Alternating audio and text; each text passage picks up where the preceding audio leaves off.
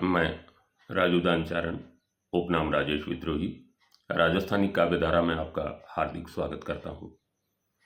आइए राजस्थानी नीति काव्य की श्रृंखला में सुनते हैं कुछ दोहे। पहला दोहा, एक ऐसा प्रसंग जिसमें कवि सीख देता है कि कैसे घरों में या किस प्रकार की स्थितियों वाली जगह पर अपनी कन्या नहीं देनी चाहिए, अर्थात अपनी बेटी का विवाह ऐसी जगहों पर नहीं करना चाहिए। अति नेड़ी दूरी घनी, अति नेड़ी दूरी घनी और बहुत धनी धनहीन, कि दीवन दीजे सात घर हीण पीण अकुलीन। दीवन दीजे सात घर हीण पीण अकुलीन, अर्थात बेटी का विवाह बहुत नज़दीक में भी नहीं करना चाहिए, ये दूरी के लिहाज से, और बहुत दूर पर भी नहीं करना चाहिए। इसके अलावा बहुत धनी परिवार में भी बेटी की शादी नहीं करनी चाहिए और बिल्कुल गरीब परिवार में भी बेटी की शादी नहीं करनी चाहिए। दीवन दीजे सात घर, इन सात घरों में जो है वो बेटी नहीं दी जानी चाहिए।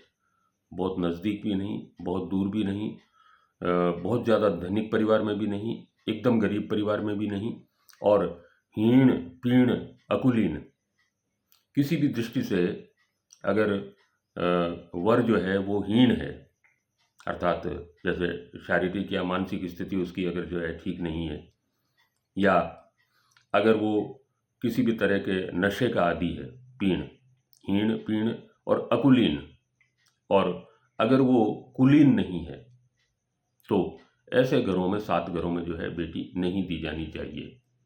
बेटी को देने को लेकर ये राजस्थानी लोक मानस की जो मान्यताएं हैं।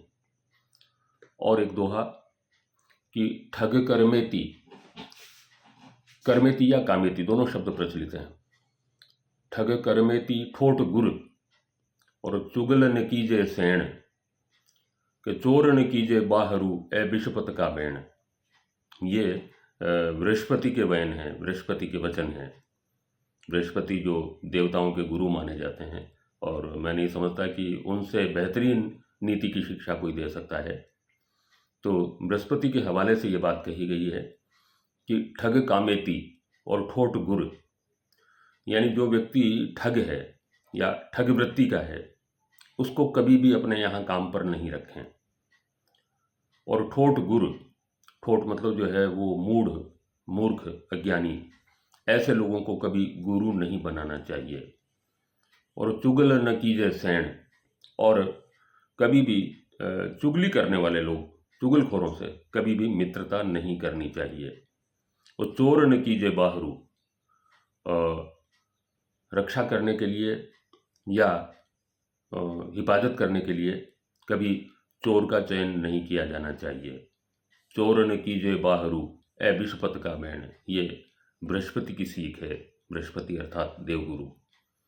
एक और दोहा, अध सीखी विद्या डसे, अध सीखी विद्या डसे और डसे कुलक्षण वीर, कम भोजन काया डसे सांसो डसे शरीर, कम भोजन काया डसे सांसो डसे शरीर। ये चार चीजें जो है वो डसती है। कौन कौन सी? अध सीखी विद्या, वो विद्या जो पूरी तरह से आपको नहीं आती, और इसका सबसे बड़ा उदाहरण जो है वो महाभारत के रण क्षेत्र में अभिमन्यु का है। अभिमन्यु को केवल चक्रव्यूह में प्रवेश करना आता था, उससे निकलना नहीं आता था, और उसके बाद उसकी परिणति आप सबने देखी। तो अध सीखी विद्या डसे और डसे कुलक्षण वीर, और अगर कोई वीर जो है उसमें कुलक्षण है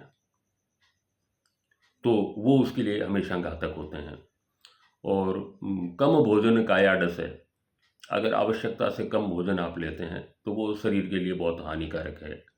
और सांसों डसे शरीर, सांसों मतलब जो है वो सतत या लगातार रहने वाली चिंता, उसको राजस्थानी में कहते हैं सांसों। तो सांसों डसे शरीर, और अगर आप लगातार या निरंतर चिंता करते रहते हैं तो ये शरीर के लिए जो है वो डसने वाला है, शरीर को बहुत नुकसान पहुंचाने वाला है।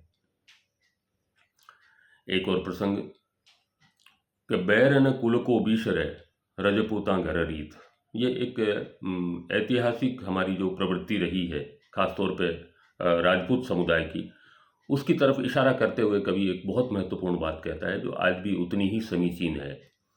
बैरन कुलरो बीसरे रजपूता घर रीत। राजपूतों के घर जो है, ये रीत परंपरा से चली आ रही है कि वो दुश्मनी जो है उसको कभी विस्मृत नहीं करते। अगर किसी ने उनके साथ दुश्मनी निभाई है तो वो उसको कभी ज़िंदगी में भूलते नहीं हैं। और ख़ास तौर पे जो अपने बाप दादों का जो बैर है वो तो लेकर रहते हैं, चाहे कुछ भी करना पड़े उनको। पीढ़ियाँ खप जाती हैं, लेकिन अंततः जाकर कोई न कोई जो है वो सपूत पैदा होता है, वो अपने बाप दादों का जो है बैर लेता है। तो बैर ने कुलरो बीसरे और रजपूता घर रीत, मार्या दादा बाप मद पुनीता ही सुप्रीत। लेकिन एक आश्चर्य की बात है कि इसी शराब ने, मद शराब ने उनके बाप को मारा, दादा को मारा, लेकिन बावजूद इसके उसी शराब से वो आज भी उतना ही लगाव रखते हैं। अर्थात उस शराब के साथ जो बैर उनको लेना चाहिए, जिस तरह से उसका प्रतिकार करना चाहिए, वो नहीं करते। ये दुखद स्थिति है। तो ऐसे नीति काव्य के विलक्षण दोहों के साथ फिर एक बार आपके सामने हाजिर होऊंगा। बहरहाल इजाज़त। जय भारत, जय राजस्थान, जय राजस्थानी।